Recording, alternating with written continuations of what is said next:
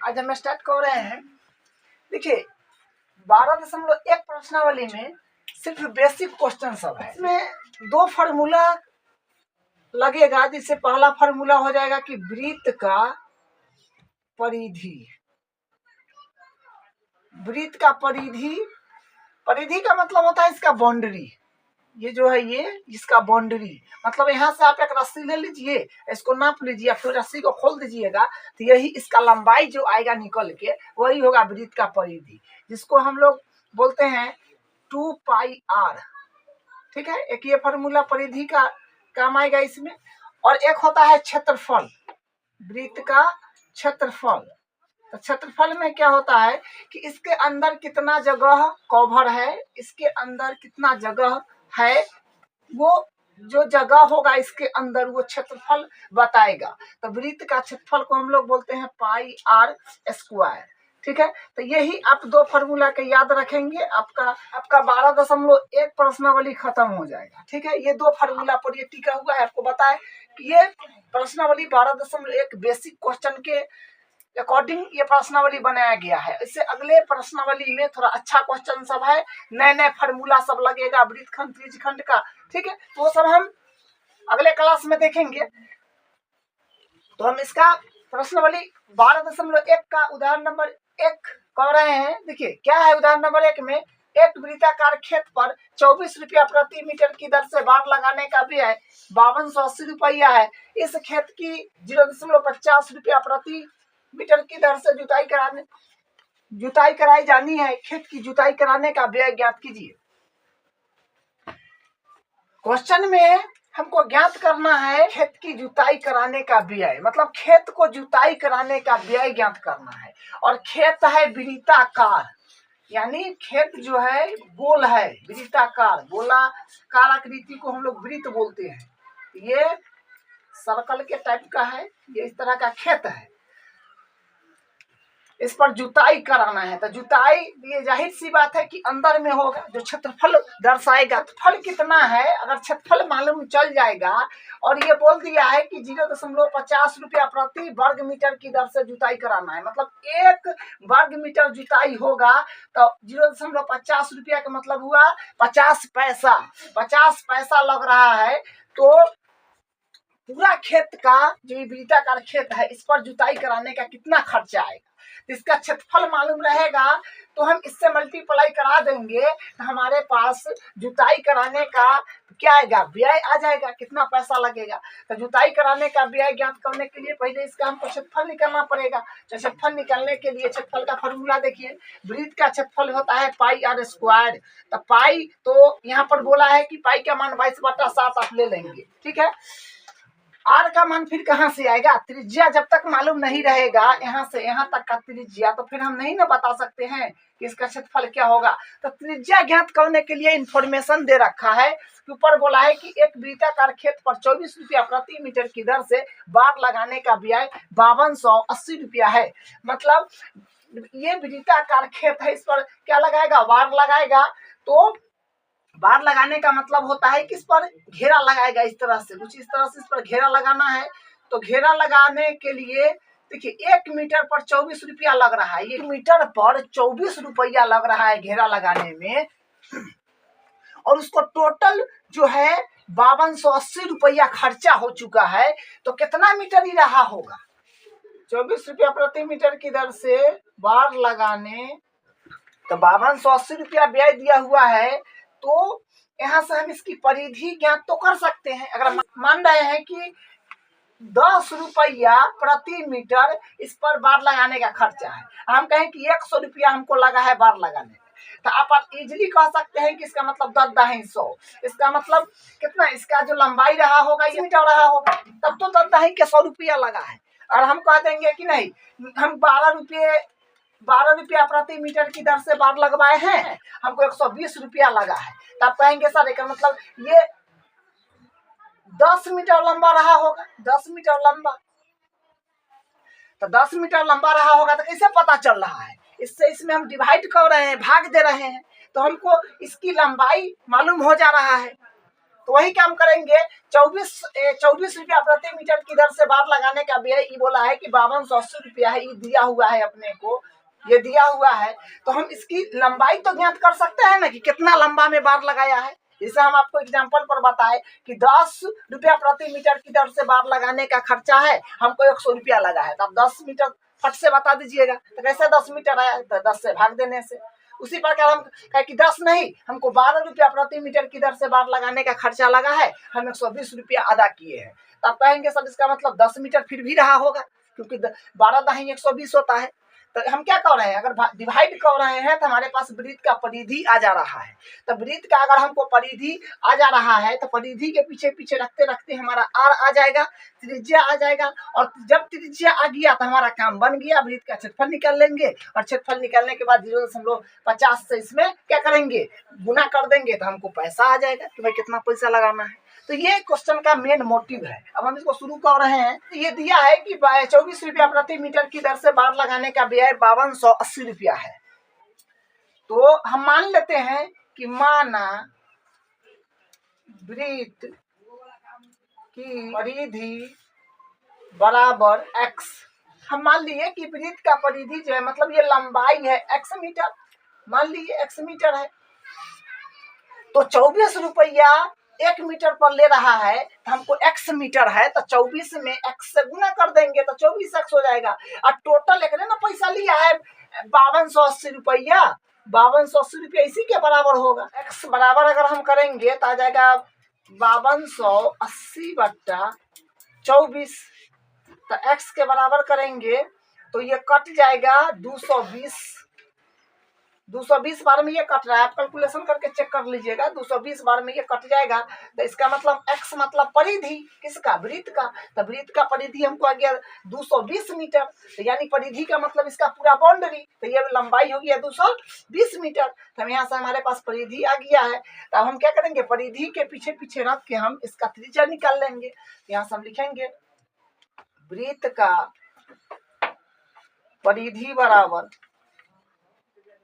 परिधि बराबर होता है 2 पाई r, बेसिक फॉर्मूला।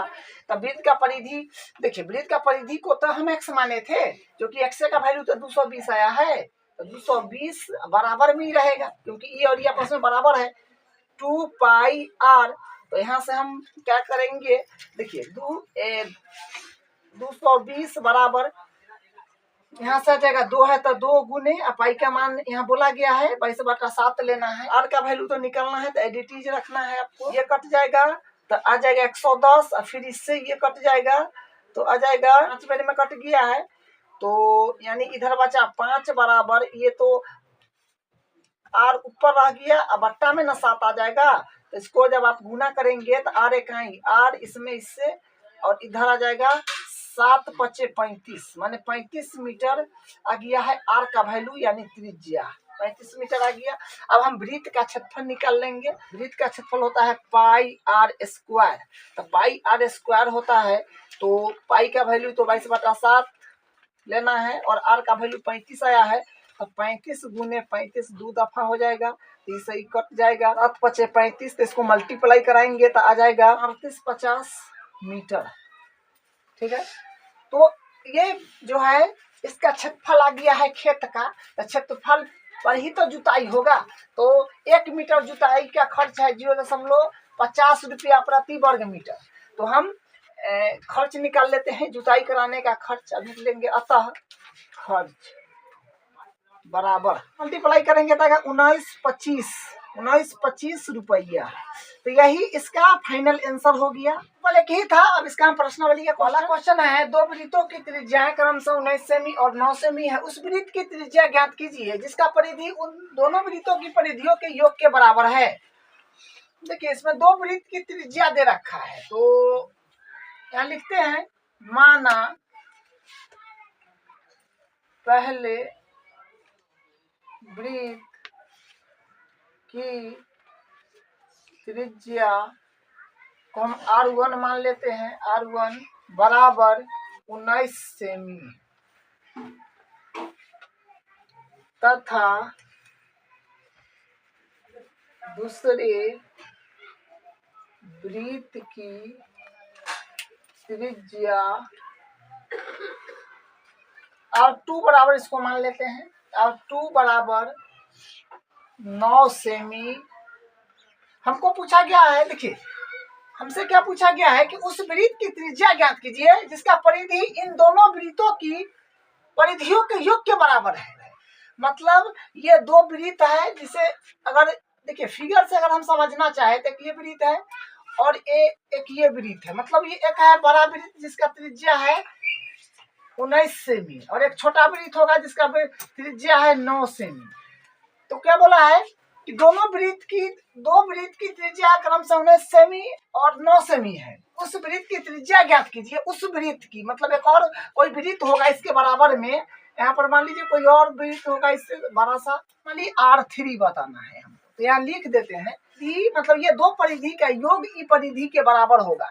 हम यहाँ से लिखेंगे पहले, मतलब यहाँ से ये बात दिया हुआ है कि पहले वृत्त का परिधि प्लस दूसरे वृत्त का परिधि जो है, ये तीसरे वृत्त जो उस वृत्त मतलब तीसरे वृत्त ये दोनों से जो योग से बना तो तीसरा बनेगा, 2 है तो इसके योग से बनेगा तीसरा बनेगा। तो ये दोनों वृत्त का परिधि का योग बराबर तीसरे वृत्त का परिधि, ये यहाँ से निकलेगा। ठीक है, तो पहले वृत्त का परिधि मतलब परिधि का फॉर्मूला फिर वही होगा 2 पाई r। लेकिन पहले वृत्त के लिए R1 हम त्रिज्या लिए हैं, ये R1 लिए हैं, यहाँ R2 लिए हैं और यहाँ R3 लिए हैं।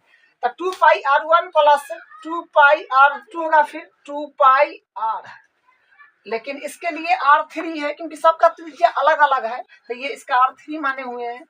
तो यहाँ से क्या हो गया, देखिए इसमें हम क्या कर रहे हैं 2 पाई कॉमन ले रहे हैं। कॉमन लेने से क्वेश्चन आसान पड़ जाएगा। 2 पाई और 2 इतना में से हम 2 पाई कॉमन ले लिए हैं, तो यहाँ से R1 प्लस R2 बचेगा और बराबर इधर 2 पाई RQ ये एडिटिव रहेगा। ये 2 पाई से ये 2 पाई कट गया, तो यहाँ से R1 प्लस R2 बराबर आ गया R3। तो देखिए यहाँ से हमारे पास R1 का वैल्यू जो है ये है 19, या फिर यहाँ लिखे हैं कि पहले वृत्त की त्रिज्या R1 बराबर 19, तो 19 प्लस R2 मतलब 9, या फिगर में देखिए 9 बराबर R3 मतलब ये जो ज्ञात करना है, तो यहाँ से आ जाएगा 28 बराबर R3। तो यहाँ से 28 आ रहा है, तो यानी R3 बराबर आ गया 28 सेमी। R3 बराबर 28 सेमी आ गया। तो ये बोला गया था कि परिधि के योग के बराबर है, उस वृत्त की त्रिज्या ज्ञात कीजिए। तो हम सबको ये दो वृत्त के परिधि का योग उस वृत्त मतलब तीसरे वृत्त के परिधि का योग के बराबर किए, और यहाँ से जो नॉर्मल कैलकुलेशन है करते गए, कॉमन ले लिए करते गए, और हमको क्या किया उस वृत्त का बोला है ना, उस वृत्त की त्रिज्या ज्ञात कीजिए। तो वही हुआ, उस वृत्त मतलब तीसरे वृत्त की त्रिज्या ज्ञात करने के लिए बोला गया था, वही ये उस वृत्त का त्रिज्या आ गया। यही इसका आंसर है। अब इसका अगला क्वेश्चन नंबर 2 है, दो वृत्तों की त्रिज्या क्रमशः 8 सेमी और 6 सेमी है, उस वृत्त की त्रिज्या ज्ञात कीजिए जिसका क्षेत्रफल उन दोनों वृत्तों के क्षेत्रफल के योग के बराबर है। सेम क्वेश्चन है, उस वक्त परिधि था, अभी क्षेत्रफल हो गया है। ठीक है, तो हम सेम है वही चीज लिखे हुए हैं, सिर्फ इसका अंक चेंज किए हैं और इसमें क्षेत्रफल का बात चलेगा। तो पहले वृत्त का क्षेत्रफल प्लस दूसरे वृत्त का क्षेत्रफल बराबर तीसरे वृत्त का क्षेत्रफल।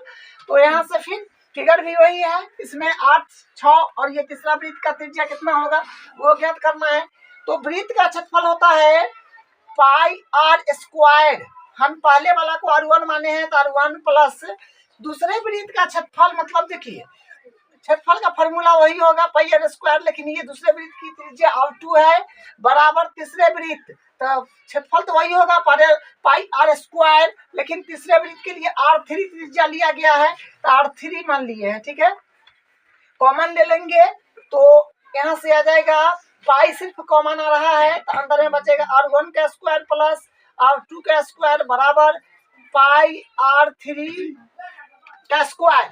तो पाई से पाई कट जाएगा, देखिए कॉमन ना भी लीजिएगा तो ये बन जाएगा, लेकिन कैलकुलेशन थोड़ा लंबा निकल जाएगा, इसलिए हम कॉमन ले लेते हैं ताकि कम जगह में कैलकुलेशन हो जाए। तो R1 मतलब ये 8 है, तो 8 का स्क्वायर हो जाएगा प्लस फिर R2 मतलब 6, तो 6 का स्क्वायर हो जाएगा बराबर R3 का स्क्वायर, ये तो ज्ञात करना है।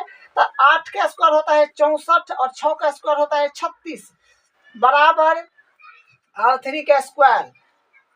देखिए दोनों बगल जब इक्वेशन चला, देखिए बराबर के इधर और उधर दोनों तरफ अगर चले तो इक्वेशन माना जाता है, इसलिए डेट इंप्लाइज का साइन देना है आपको, या लिखना है। यहाँ से 100 आ रहा है तो 100 बराबर R3 का स्क्वायर।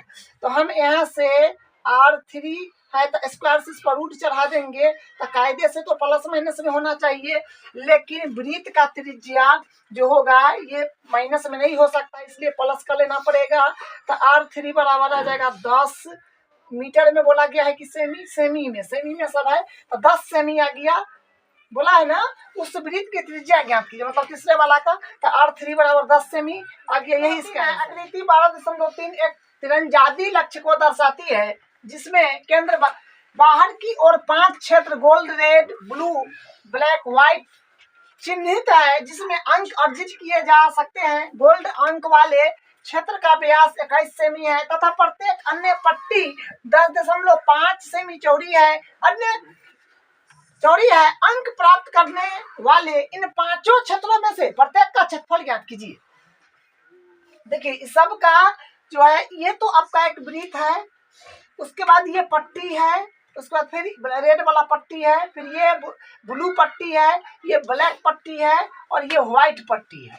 और गोल्ड वाला जो है, गोल्ड अंक वाले क्षेत्र का व्यास है 21 सेमी।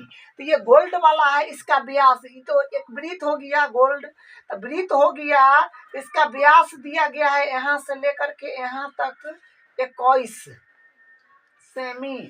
तो 21 सेमी दिया गया है, तो अपने को त्रिज्या से काम है, हमको पांचों का निकालना है। 5 क्षेत्रों में से प्रत्येक का क्षेत्रफल निकालना है।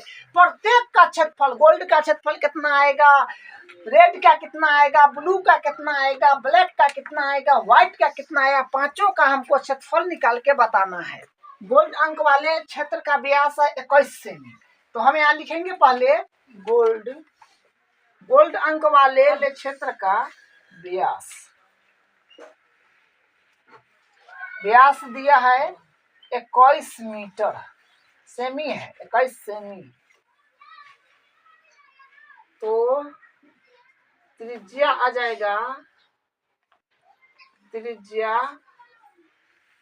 यानी R बराबर आ जाएगा 21/2। तो इसको अगर भाग देंगे तो आएगा 10.5। त्रिज्या आ गया 10.5 सेमी। गोल्ड अंक वाले क्षेत्र का क्षेत्रफल पहले हम निकाल लेते हैं, तो यहाँ से लिखेंगे गोल्ड अंक वाले क्षेत्र का क्षेत्रफल। तो ये तो वृत्त है, तो वृत्त का क्षेत्रफल होता है पाई R स्क्वायर। अगर इसको हम R1 मान लेंगे तो ये R1 का स्क्वायर हो जाएगा।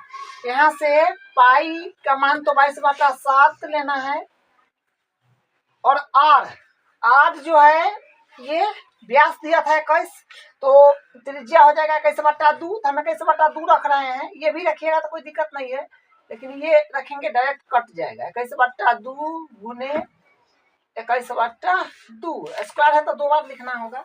अब यहाँ से ये कट जाएगा 7 21 और ये कट जाएगा 11, और यहाँ से आ जाएगा 93/2। सबको मल्टीप्लाई करिएगा तो 6 से 96 आ जाएगा। तो 6 से 96/2 इसको जब डिवाइड करेंगे 346.5 सेमी स्क्वायर गोल्ड वाले क्षेत्र का क्षेत्रफल आ गया है। ठीक है, अब हमको रेड वाला को निकालना है। तो यहाँ थोड़ा ध्यान से समझिए, रेड जो है एक वृत्त नहीं है, ये एक पट्टी है। ठीक है, ये इतना ही तो रेड है, इतना ही रेड है, जितना ये जो आपको पट्टी ये दिख रहा है यही रेड है। तो यही रेड है, तो इसको हम कैसे निकालेंगे रेड का क्षेत्रफल। तो देखिए यहाँ पर बोला गया है प्रत्येक अन्य पट्टी 10.5 सेमी चौड़ी है। प्रत्येक अन्य पट्टी मतलब यहाँ से यहाँ तक, फिर जो है यहाँ से यहाँ तक 10.5 है, फिर ये भी 10.5 है, ये सब 10.55 सेमी का पट्टी है। ठीक है, तो हम इसको इसका क्षेत्रफल रेड वाले पट्टी का क्षेत्रफल निकालना चाहेंगे तो कैसे निकलेगा। तो रेड वाले पट्टी का क्षेत्रफल निकालने के लिए हमको ये पूरे वृत्त जो होगा यहाँ से यहाँ तक, ये यहाँ से यहाँ तक अगर मान लीजिए कि ये दूसरा वृत्त अगर हम ले ले तो दूसरा वृत्त का क्षेत्रफल में से ये पहला वाला वृत्त के क्षेत्रफल घटाना पड़ेगा। दूसरे वृत्त का क्षेत्रफल पहले हम निकाल लेते हैं। तो यहाँ से लिखेंगे दूसरे क्षेत्रफल। तो दूसरे वृत्त का क्षेत्रफल निकालेंगे तो इसका तो फिर फार्मूला वही होगा पाई आर स्क्वायर, लेकिन दूसरे वृत्त का त्रिज्या तो लिख लीजिए पहले।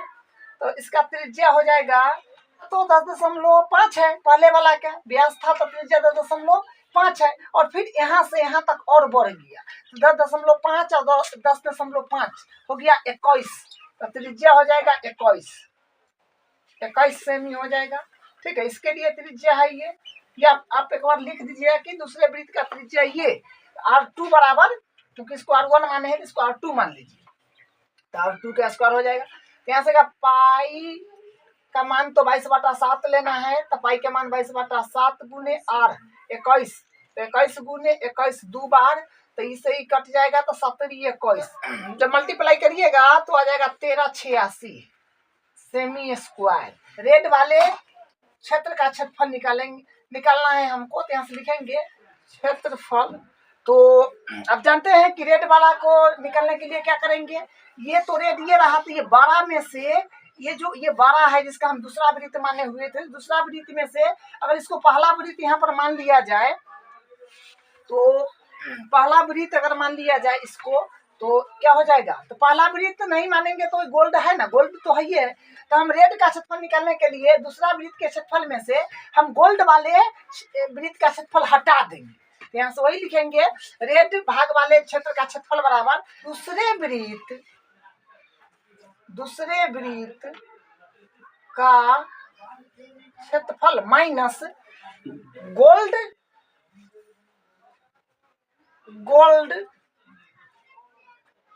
भाग का क्षेत्रफल। तो गोल्ड वाले भाग का क्षेत्रफल, गोल्ड भाग का क्षेत्रफल। ठीक है, तो वही का दूसरा का तो देखे जो आया है 1386, तो 1386 माइनस और गोल्ड भाग का क्षेत्रफल तो यहाँ आया हुआ है जो है 346.5 डालेगा 1039.5 सेमी स्क्वायर।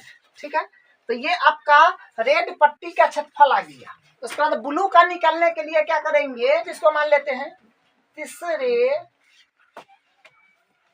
वृत्त का क्षेत्रफल।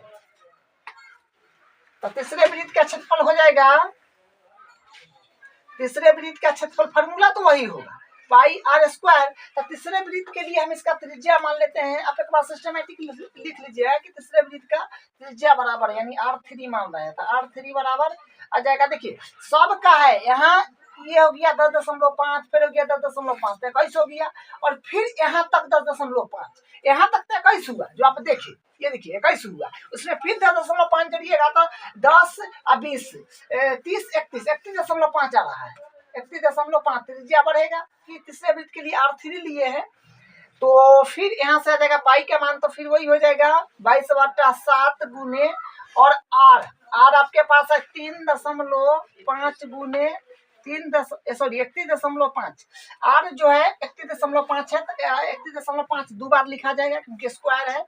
इसको काटना है, अब 7 से 31.5 कट जाएगा 4.5 मरते, तो सबको मल्टीप्लाई आप करिएगा तो 3118.5 आएगा।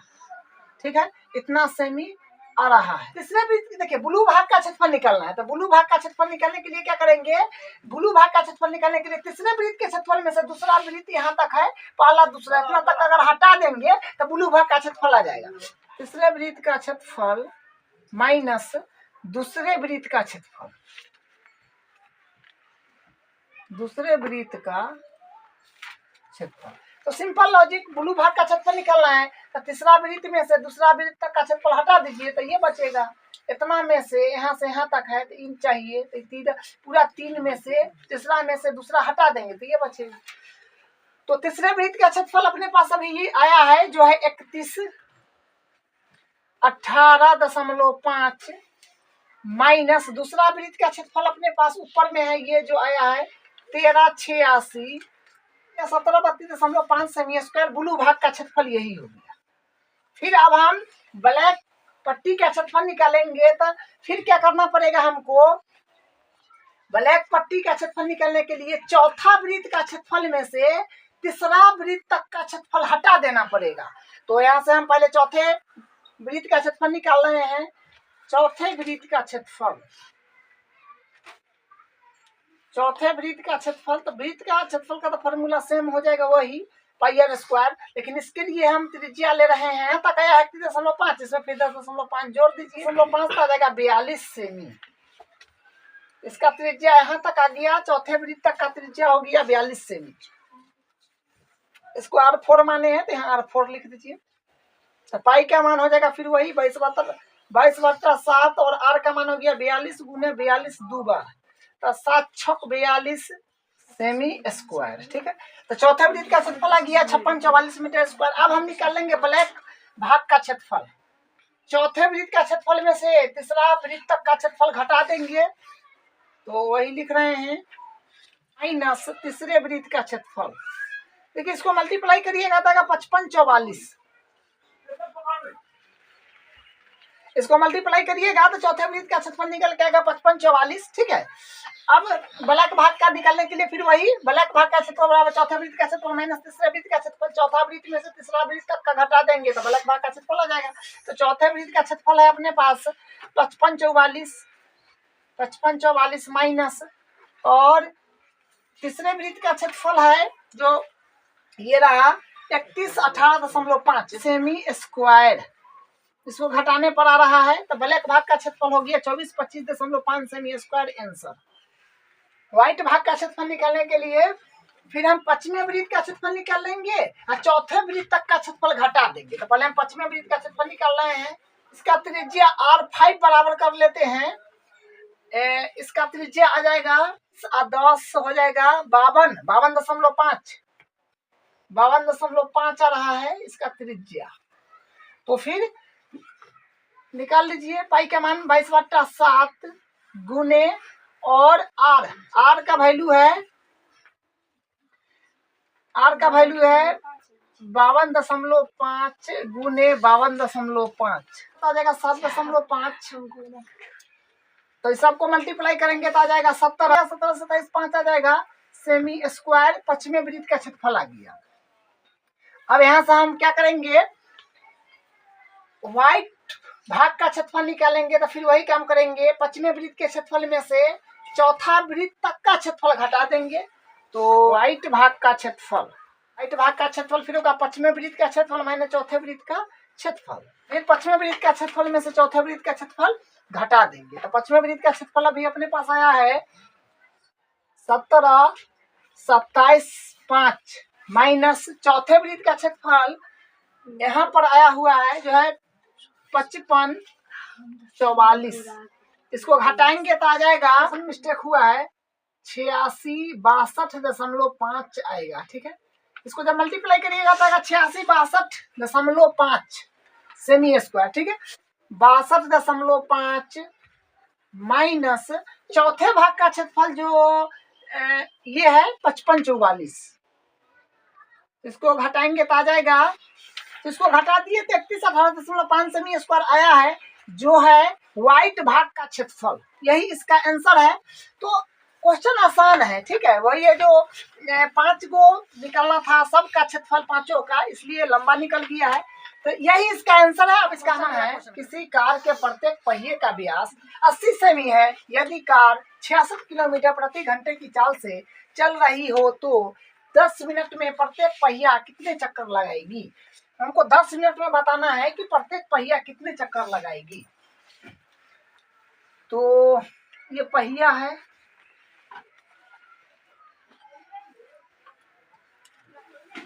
इसका व्यास दिया गया है 80 सेमी। तो हमको त्रिज्या चाहिए, तो त्रिज्या बराबर हो जाएगा 40 सेमी, यानी यहाँ से हमको R बराबर आ जाएगा 40 सेमी। तो देखिए इसमें एक चीज समझना है। मान लीजिए कि ये आपका रोड है, तो रोड पर तो पहिया चलेगा, गाड़ी थोड़ी चलेगा, इसका पहिया चलता है। तो ये पहिया क्या करेगा, घूर्णन करेगा। तो घूर्णन करेगा रोड पर, तो हमको बताना है कि ये 10 मिनट में कितना चक्कर लगा देगा, बहुत चक्कर लगा देगा। तो इस लेकिन ये दे रखा है कि यदि कार 66 किलोमीटर प्रति घंटा की चाल से चल रहा है, ये कार जो है, कार की चाल जो है 66 किलोमीटर प्रति घंटा है। एक घंटा में ये 66 किलोमीटर दूर चल जाता है, ठीक है। हम क्या करेंगे, इसमें सबको मीटर में पहले चेंज कर लेंगे। जैसे यहाँ पर है आर, त्रिज्या को हम अगर मीटर में चेंज करें तो अपने पास क्या आ जाएगा, 0.40 मीटर आ जाएगा। मीटर में चेंज कर ले रहे हैं। इसको भी किलोमीटर को पहले हम मीटर में चेंज कर रहे हैं, तो 66 गुने 1000 हो जाएगा मीटर। इसको देखो, किलोमीटर के आप मीटर में जब चेंज करेंगे तो 1000 से गुना करना पड़ेगा। 1 किलोमीटर में होता है 1 किलोमीटर में होता है 1000 मीटर। ये सब बेसिक जानकारी है। 1 किलोमीटर अगर हम कहीं चल गए तो 1000 मीटर चल गए, तो 66 किलोमीटर जाने के लिए 1000 से गुना करेंगे तब तो मीटर में आएगा, मीटर। लेकिन प्रति घंटा है, तो घंटा जो है, तो इसको हम क्या कर रहे हैं, इसको घंटा को भी हम बदल रहे हैं किसमें, मिनट में। तो घंटा को मिनट में बदलने के लिए क्या करना पड़ता है, 1 घंटा बराबर होता है 1 घंटा बराबर होता है 60 मिनट। हम इसको अगर हम क्या बोलते हैं, मिनट में बदलना चाहेंगे तो इसको 1 घंटा बराबर होता है 60 मिनट। तो हम इसको मिनट में बदलना चाहेंगे तो 60 से गुना करना पड़ेगा, तो 60 मिनट आ जाएगा। तो उसी प्रकार इसमें 60 से फिर गुना भी करना होगा। तो गुना नहीं कर सकते हैं क्योंकि ये बट्टा है, इसकी प्रति किलो देखिए से 66 किलोमीटर प्रति घंटा, प्रति जो है ये बट्टा को प्रति बोला जाता है, इसलिए हमको 60 से यहाँ भाग देना पड़ेगा। तो भाग देने के बाद यहाँ से इसे ही कट जाएगा और इसे ही कट जाएगा 11 बार में, 11 छक 66। तो 11 में 100 से गुना करेंगे तो 1100 आ जाएगा, 1100 मीटर प्रति मिनट, ठीक है। तो हम मिनट में निकाल लिए, तो यहाँ से आ गया 1100 मीटर प्रति मिनट। हमको बताना है 10 मिनट में, क्या बोला है, हाँ 10 मिनट में प्रत्येक पहिया कितने चक्कर लगाएगा। हम तो अभी 1 मिनट का निकाले हैं, तो यहाँ से हम लिख देते हैं 1 मिनट में प्रत्येक पहिए द्वारा तय दूरी बराबर हो गया 1100 मीटर। तो हमको 10 मिनट में बताना है 10 मिनट में, तो 10 मिनट में प्रत्येक पहिए द्वारा तय दूरी, तो 10 मिनट में बताना है, तो 1 मिनट में इतना है, तो 10 मिनट में इससे 10 से गुना करना होगा 10 से। तो यहाँ से आ जाएगा 11,000 मीटर। अब बताइए, जो आपको हम बताए हैं कि ये रोड है और ये पहिया है, तब रोड पर तो पहिया नचेगा, यानी इसका परिधि कितना चक्कर मारेगा, परिधि से ना मालूम चलेगा। 1 चक्कर मारेगा तो कितना ग्रुप गया, फिर 2 चक्कर मारा तो कितना ग्रुप गया, तो ये परिधि बताएगा। तब यहाँ से हम लिखेंगे वृत्त का परिधि होता है 2 पाई आर। तो 2 गुने पाई का मान 22/7 गुने आर, आर मतलब ये 0.4 ये हो गया। तो देखिए, हम यहाँ मान लेते हैं कि माना प्रत्येक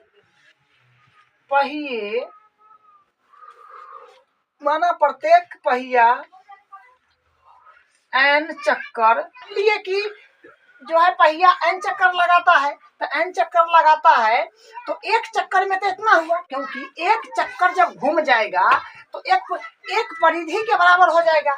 तो n गुने ये आ जाएगा 2 गुने 22/7 गुने 0.4, और ये बराबर है कि n के अगर हम बराबर करेंगे तो 1000 के बराबर हो जाएगा। तो n यहाँ से आप एक काम करिए, दशमलव उड़ा करके नीचे 0 लगा लीजिए, यानी 10 आ जाएगा। तो 2 पंचे 10 कट जाएगा। तो n गुने ये हो जाएगा 11 22 ना, 22 चौक 88, 88 बट्टा 7 पचे 35। तो यहाँ से आ जाएगा। देखिए इसमें हम कैंची गुना अगर कर दे तो इसमें इससे हो जाएगा और इसमें फिर इससे हो जाएगा। तो यहाँ से 11,000 गुने 35 बराबर n गुने 88। तो फिर यहाँ से हम n की अगर बराबर करेंगे तो मल्टीप्लाई में तो डिवाइड में चल जाएगा। तो 11,000 गुने 35 बट्टा 88, इसको कटिएगा 88 से तो ये कट जाएगा 125 मरते। यहाँ से n का मान आ गया 4375। 10 मिनट में 4375 बार इसका चक्का घूमेगा। ठीक है, 10 मिनट में। तो ये क्वेश्चन थोड़ा बढ़िया था, इसको एक बार हम रिकैप कर देते हैं। देखिए क्या है, कहा था कि किसी कार के प्रत्येक पहिया का व्यास 80 सेमी है। तब व्यास था तो हम त्रिज्या बदल लिए। यदि कार 66 किलोमीटर प्रति घंटे की चाल से चल रही है तो 10 मिनट में प्रत्येक पहिया कितने चक्कर लगाएगी? कार जो है 66 किलोमीटर प्रति घंटा की चाल से चल रहा है, तो हम क्या किए, मीटर में बदल लिए। मीटर में बदले तो आसान हमारा कैलकुलेशन हो गया। तो मीटर में बदले तो त्रिज्या के पहले बदल दिए, व्यास था 80 तो त्रिज्या 40 आ गया, मीटर में मतलब 0.4 मीटर आ गया। हम चाल देखे कि भाई 66 किलोमीटर प्रति घंटा है, तो हम किलोमीटर को मीटर में बदले। तो यहाँ पर लिख भी दिए थे कि 1 किलोमीटर बराबर होता है 1000 मीटर। तो हम इसको 1000 से गुना कर दिए और फिर घंटा को मिनट में बदलने के लिए 60 से गुना करना पड़ता है। तो ये बट्टा में है घंटा, इसलिए भाग देना पड़ा। तो यहाँ से हमको 66 किलोमीटर प्रति घंटा था तो मीटर में बदले और घंटा को मिनट में बदले तो 1100 मीटर पर प्रति मिनट आ गया। मतलब 1 मिनट में 1100 मीटर ये कार का पहिया तय कर जाएगा। तो वही लिख दिए कि 1 मिनट में प्रत्येक पहिया द्वारा तय की गई दूरी 1100 मीटर, इसलिए 10 मिनट में बोला गया तो 10 से गुना कर दिए ताकि 11,000 मीटर। तो हम यहाँ से एक बात देखिए कि ये तो रोड है और ये पहिया है। तो ये पहिया क्या होगा, ये पहिया जो यहाँ से यहाँ तक है तो कितना बार इसका परिधि ना गुणकिएगा। तो ये परिधि का लंबाई कितना है, हम यहाँ से परिधि का लंबाई निकाले तो इतना आ गया। तो इतना आ गया तो हम क्या किए, मान तो हम नहीं जानते हैं कितना बार गुणकिएगा। तो हम मान लिए कि माना प्रत्येक पहिया n चक्कर लगाएगा। तो n चक्कर लगाएगा तो 10 मिनट में तो दूरी जो है इतना तय करेगा। तो n हम मान लिए। तो देखिए n चक्कर लगाएगा तो एक बार घूमा ये पहिया, एक बार घूमा तो इतना आया। तो हम माने कि n चक्कर लगाते में n से गुना हो गया और ये 10 मिनट में पहिया द्वारा तय दूरी तो इतना है, इतना के बराबर ही चलेगा हमेशा। सिर्फ n के बराबर की है, कट पीट का हमारा आंसर आ गया 4375 बार ये जो है चक्का घूमेगा। ठीक है, ये इसका आंसर हो गया। निम्नलिखित में से सही उत्तर चुनिए, अपने उत्तर का औचित्य दीजिए। ऑब्जेक्टिव टाइप क्वेश्चन है, यदि एक वृत्त का परिमाप और क्षेत्रफल संख्यात्मक रूप से बराबर हो तो उस वृत्त की त्रिज्या ज्ञात कीजिए। क्या बोला है कि परिमाप और क्षेत्रफल संख्यात्मक रूप से बराबर है। तो परिमाप बराबर हो जाएगा क्षेत्रफल। बोला है कि एक वृत्त का परिमाप और क्षेत्रफल बराबर है, संख्यात्मक रूप से बराबर है। तो परिमाप बराबर क्षेत्रफल। तो परिमाप होता है 2πr और क्षेत्रफल होता है πr²। तो एगो और यहाँ पर r² मतलब 2 r है तो एगो r कट गया और यहाँ से पाई से पाई कट गया, यानी r बराबर आ गया 2 मात्रक। तो r का मान आ गया 2 मात्रक। तो ये ऑप्शन नंबर 1 करेक्ट है, यही इसका आंसर है।